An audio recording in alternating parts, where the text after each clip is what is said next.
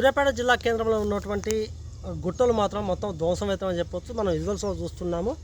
మొత్తం ఎక్కడ పడితే అక్కడ మాత్రం గుట్టలు మాత్రం తవ్వుతున్నారు. మొత్తం కూడా ఈ దళారులు మాత్రము సొమ్ము చేస్తున్నారని చెప్పవచ్చు. ఇప్పుడే మనం చూస్తున్నాము. పోలీసు అధికారులు కావచ్చు, రెవెన్యూ అధికారులు వచ్చి ఇక్కడ మట్టి తోలుతున్నటువంటి జేసీబీని కావచ్చు, లేకపోతే టిప్పర్ని కూడా బయట తీసుకుపోవడం జరిగింది. అయినా కూడా ఇక్కడ మైనింగ్ అధికారులు రాకపోవడం మాత్రం మనం చెప్పుకోదగ్గ విషయం. ఎందుకంటే మన సూర్యాపేట జిల్లా కేంద్రంతో పాటు జిల్లా వ్యాప్తంగా కూడా అనేక గుట్టలు కూడా మాయమైపోతున్నాయి.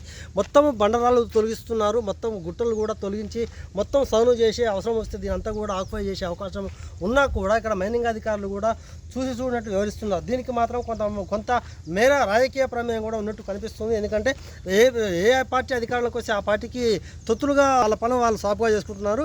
టిప్పర్లతో రోజు వందలాది టిప్పర్లు కూడా ఇక్కడి నుంచి పోతున్నాయి. మనం చూస్తున్నాము. ఇదే రోడ్డు నుంచి కూడా పోతున్న సంఘటన మనం పేర్కోవచ్చు. ఎక్కడ కూడా ఏ అధికారులు కూడా చూసినట్టు వివరిస్తున్నట్టుతోనే గుట్టలంతా మాయమవుతున్నాయి. ప్రకృతి కూడా ధ్వంసం అయిపోతున్నది. ఇప్పటికే రాష్ట్ర ప్రభుత్వం చెప్పింది ఎక్కడ కూడా గుట్టలు కావచ్చు, చెరువులు కావచ్చు ధ్వంసం అయితే మాత్రం ఖచ్చితంగా చర్యలు చేపడతామని చెప్పినా కూడా ఇక్కడ ఉన్నటువంటి మైనింగ్ అధికారులు మాత్రం అసలు ఏమాత్రం కూడా లెక్క చేయడం లేదు. ఇప్పుడు చూస్తున్నాం, ఒక్కొక్క టిప్పర్కు 3 నుంచి 3,000 రూపాయల చొప్పున మట్టి బయటికి వెళ్తుందంటే ఎన్ని వేల రూపాయలు సొమ్ము చేసుకుంటున్నారు చెప్పవచ్చు. రోజు ఒక్క రోజే కాదు, నిత్యం 365 రోజుల్లో కనీసం 200 రోజులు మాత్రం ఖచ్చితంగా మట్టిని తోలుతున్నాయి. ఇక్కడ సూర్యాపేట జిల్లాలో వ్యాప్తంగా మొత్తం కూడా అసలు ధ్వంసమవుతున్నాయి. ఈ ధ్వంసమైన చరిత్ర కట్టడాలు కూడా కొన్ని ఉన్నాయి సూర్యాపేట జిల్లాలో. ఆ కట్టడాలు కూడా రాను కూడా అసలు భావితరాలకు అసలు కనిపిస్తాయా, కనపడవా, గుట్టలు అనేవి ఉంటాయా, ఉండవని కూడా మనం చెప్పుకోవచ్చు. ఎందుకంటే ఇప్పటికైనా సూర్యాపేట జిల్లాతో ఉన్నటువంటి అధికారులు కావచ్చు, జిల్లా కలెక్టర్ కావచ్చు, జిల్లా ఎస్పీ కావచ్చు, మైనింగ్ అధికారులు కూడా ఖచ్చితంగా వీటిపై చర్యలు తీసుకొని మట్టి మాత్రం బయటికి వెళ్లకుండా చొరవ తీసుకోవాలి. ఈ మైనింగ్ వారు వీళ్ళకి అడ్డకట్ట వేయాలి. ఒకవేళ మైనింగ్ అధికారులు కనుక అడ్డకట్ట వేయకపోతే మాత్రం రానున్న కాలంలో మాత్రం అసలు గుట్టలు అనేవి కూడా కనపడకుండా పోతాయి.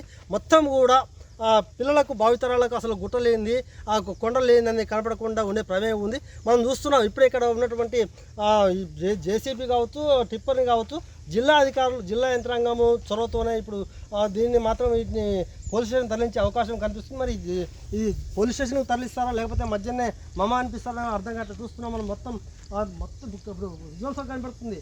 ఎక్కడ చూసినా మెత్తటి మట్టి, అంటే దీనికి మామూలు గిరాకు ఉంటుంది. ఈ మట్టి ఎర్రమట్టి కావడం వల్ల కూడా గిరాకు ఉంటుంది. ఇళ్ళల్లో పుట్టుకోవడం కావచ్చు, లేకపోతే ప్లాట్లో వెంచర్లో పోసుకోవడం కావచ్చు.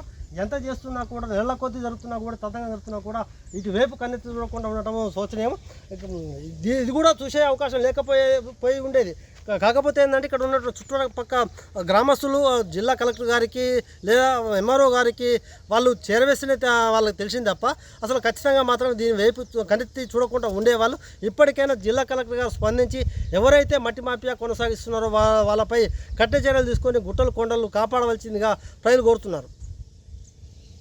క్యూ న్యూస్ ఛానల్లో పనిచేయటకు అనుభవం గల సీనియర్ వీడియో ఎడిటర్స్ కావాలను సంప్రదించవలసిన నెంబర్ 8688926084. qnewsads@gmail.com ను సంప్రదించండి. లైక్ చేయండి.